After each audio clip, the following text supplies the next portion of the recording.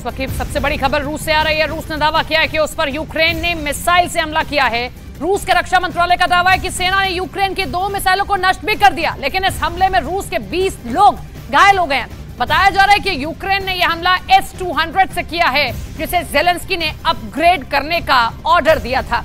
Zelensky ने जबरदस्त counter attack कर दिया है। रूस के भीतर घुसकर हमला करना यह दिखाता है कि अभी यूक्रेन की सेना में बहुत जान बाकी है।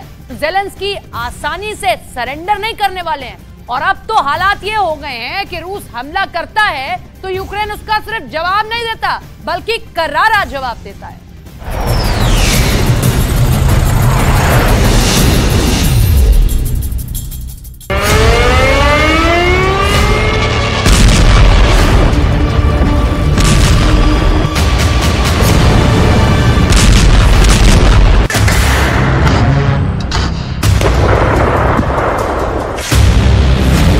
महायुद्ध में पहली बार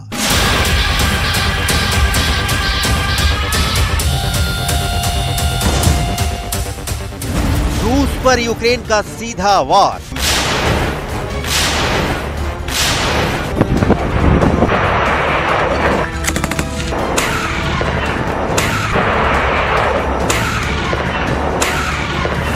रूस पर यूक्रेन का मिसाइल हमला।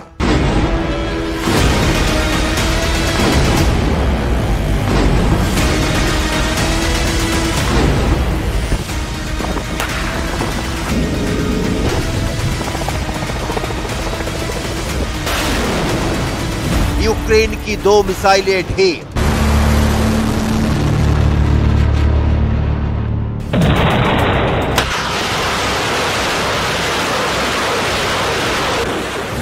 रूस के 20 लोग जख्मी।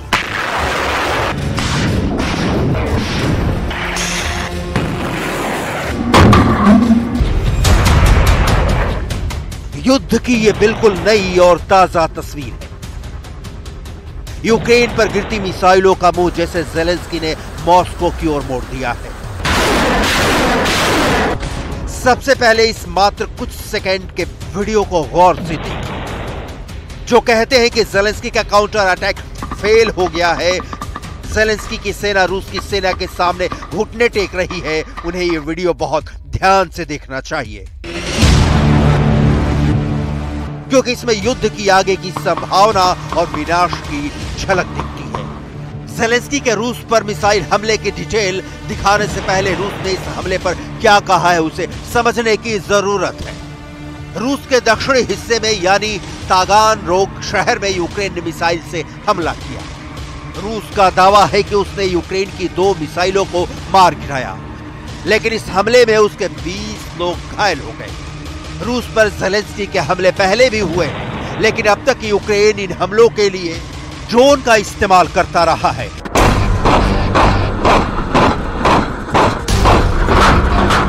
यह पहली बार है जब जेलेंस्की ने अपनी सेना को रूस पर मिसाइल गिराने का ऑर्डर दिया। जेलेंस्की की यह मिसाइल कैसी है इसके डिटेल आपको आगे दिखाएंगे। उसके पहले रूस के राष्ट्रपति व्लादिमीर पुतिन का नया बयान सुनिए, जिसमें यूक्रेन के हमले के बाद पुतिन क्या करेंगे इसका अंदेशा दिखता है। Ликвидировали Саддама Хусейна. Они забыли, как они действовали в Ливии, без всякого решения Совета Безопасности ООН. Они забыли о том, что они разрушили ситуацию в Судане. Они забыли о том, что они вторглись в Сирию. Плевать они хотели на устав ООН.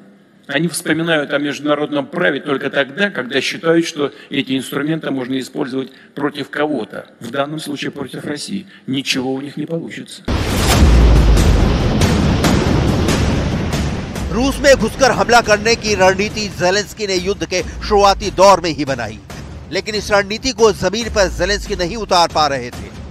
इसका कारण रहा कि अमेरिका या नाटो ने यूक्रेन को रूस के भीतर घुसकर मार करने वाली लंबी दूरी की मिसाइलें कभी मुहैया नहीं कराई। बावजूद इसके कि जेलेंस्की ऐसी मिसाइलों की डिमांड लिस्ट वाशिंगटन बार बार भेजते रहे।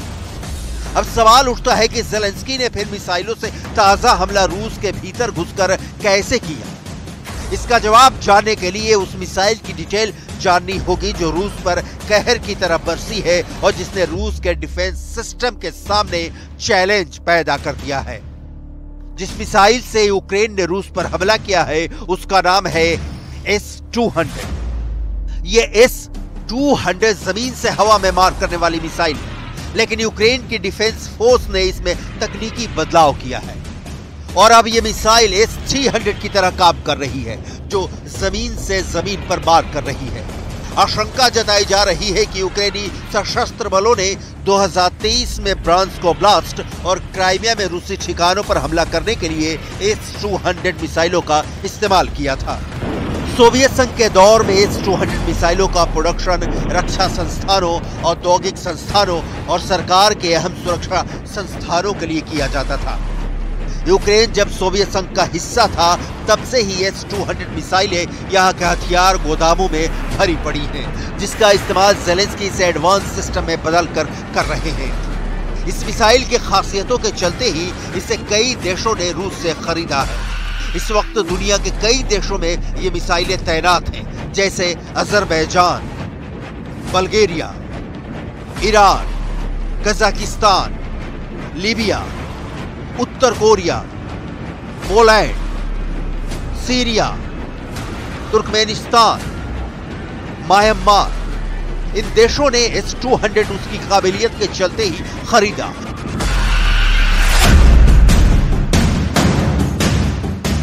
लेकिन आधुनिकता की दौड़ में ये मिसाइलें अपग्रेड नहीं हो पाई और ज़ेलेंस्की ने यही काम कर दिखाया। S-200 को जमीन से हवा में मार करने वाली मिसाइल की जगह जमीन से जमीन पर मार करने वाली मिसाइल बना डाला। इन मिसाइलों की तैनाती ज़ेलेंस्की ने रूस के दक्षिणी बॉर्डर पर किया है, जहां से रूस के कई अहम शहर बहुत करीब हैं और उन्हें आसानी से निशाना बनाया जा सकता है। रूसी राष्ट्रपति व्लादिमीर पुतिन ने कहा कि रूस अब पक्के तौर पर कह सकता है कि यूक्रेन ने जवाबी हमले शुरू कर दिए हैं।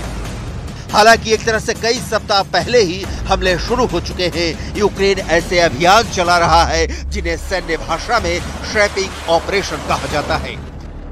मिसाइलों और तोपखानों के जरिए हो रहे इस हमले में फ्रंट लाइन के पीछे से यूक्रेन रूस के अहम हथियारों और सामान को नुकसान पहुंचा रहा है।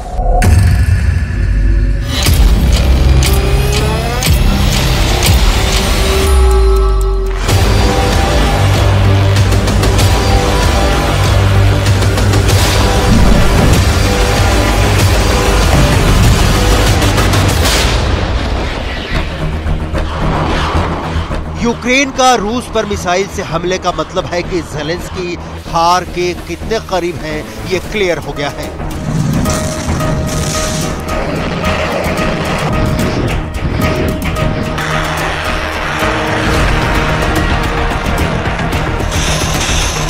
मतलब यूक्रेन अब भी इस स्थिति में है कि वो जंग लड़ सके, पुतिन को करारा जवाब दे सके। इसका उदाहरण है यूक्रेन के रूस पर ड्रोन हमले।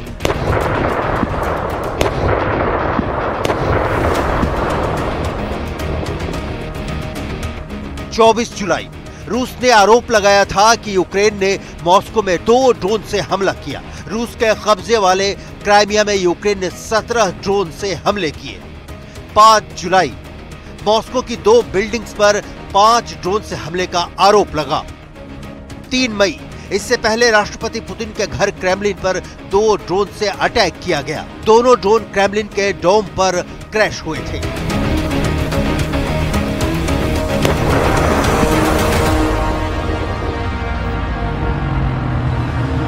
यूक्रेन की ये ड्रोन हमले बस बानगी हैं कि ज़ेलेंस्की का जोश हाई है।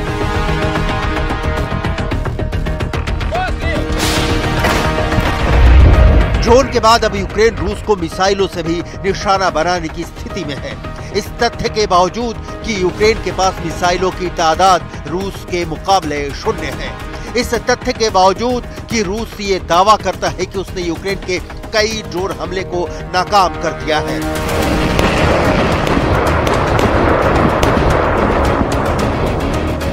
यहां तक कि ब्रिटेन से यूक्रेन को मिली ताकतवर स्टॉर्म शैडो मिसाइलें भी रूस के सामने नहीं टिक पा रही।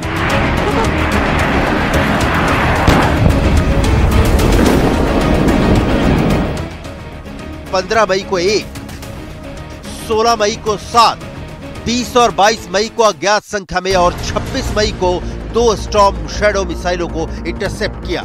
स्टॉर्म शैडो मिसाइलों को मार गिराने के लिए रूसी सेना को अपने एयर डिफेंस सिस्टम में कई अपग्रेड करने पड़े।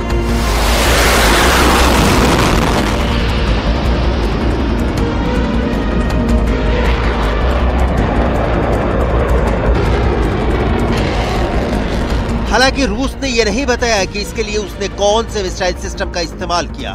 रूस इस समय यूक्रेन में S-400 से लेकर कई दूसरे सिस्टम का इस्तेमाल कर रहा है। यहाँ यह समझना बहुत जरूरी है कि स्टॉर्म शैडो मिसाइलें शक्तिशाली होने के बावजूद रूस का निशाना क्यों बन रही है। स्टॉर्म शैडो के बारे में यहाँ आपको जरूर जानना चाहिए।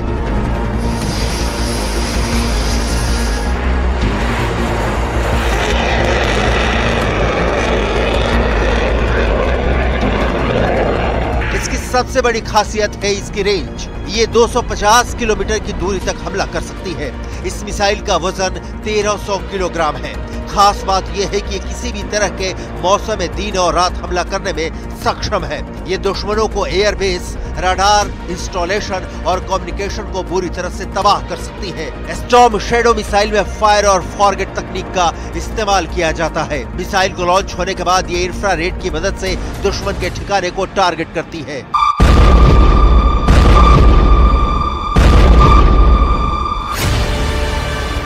ढाई 250 किलोमीटर की रेंज वाली स्टॉर्म शैडो यूक्रेन के पास सबसे लंबी दूरी की मिसाइल है।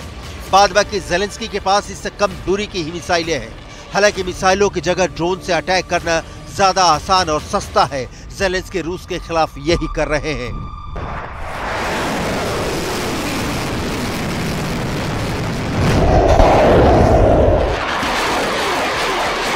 यहाँ ये बताना बहुत जरूरी है कि अमेरिका ने कई बार ये क्लियर किया है कि रूस पर किसी भी तरह के हमले को वो सपोर्ट नहीं करता। ये बात बहुत साफ है कि अमेरिका और नेटो दोनों ही रूस से सीधा युद्ध नहीं चाहते, लेकिन दूसरी ओर ये भी तथ्य है कि इस अमेरिका और नेटो की बदौलत ही ज़ेलेंस्की युद्ध में अब तक टिके हुए हैं। हालांकि कब तक टिके रहेंगे ये कहना मुश्किल है। दुनिया भर के डिफेंस एक्सपर्ट का मानना है कि ज़ेलेंस्की हमले 5 महीने से अधिक नहीं चल सकते हैं। इसके बाद बरसात होगी और जमीन दलदली हो जाएगी। ऐसी स्थिति में सैन्य वाहनों के लिए आगे बढ़ना मुश्किल हो जाएगा। अगर यूक्रेन की सेना रूस की रेखा को पार करके अज़ोव सागर तक पहुंचने में कामयाब हो गई तो फिर इसके पश्चिम की तरफ रूस के सैनिक कमजोर स्थिति में आ जाएंगे। वो फिर सिर्फ क्राइमिया से पहुंचने वाली रसद पर ही निर्भर हो जाएंगे।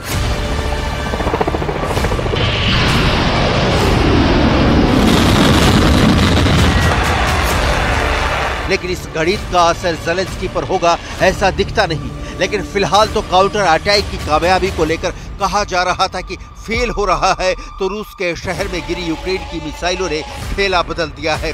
हालांकि ज़ेलेंस्की को काउंटर अटैक जारी रखना है तो यूक्रेन को रूस से क्राइमिया को जोड़ने वाले कर्च ब्रिज को बर्बाद करना होगा और क्राइमिया तक सामान लाने वाले जहाजों को निशाना बनाना होगा। ज़ेलेंस्की की सेना के लिए काम आसान नहीं है, क्योंकि यूक्रेन की सेना रूस पर एक हमला करती है तो उसका बदला रूस की सेना 25 हमलों से ले रही है। अगर नेटो के दम पर खड़े ज़ेलेंस्की झुकने वाले नहीं तो पुतिन के पास भी ऐसा कोई कारण नहीं है कि वो जंग को रोक दे या अपने नुकसान के कारण युद्ध को कुछ दिनों के लिए स्थगित कर दे। रूस पर यूक्रेन के हमले चिंताजनक है, लेकिन इतने भी नहीं कि पुतिन का इरादा बदल दे। लिहाजा अब इंतजार है पुतिन के बदले का।